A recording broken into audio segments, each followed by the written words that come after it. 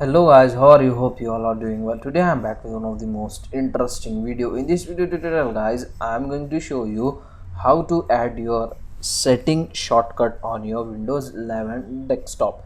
So for this guys, just follow this method. Press Windows key button and here you can get the option all apps. Just click on it. From here guys, scroll down and find out the setting. As you can see guys, setting is here. If you want to add the setting shortcut key to your desktop, just drag and drop the settings to your desktop like this. So as you can see, the setting shortcut was added to my desktop.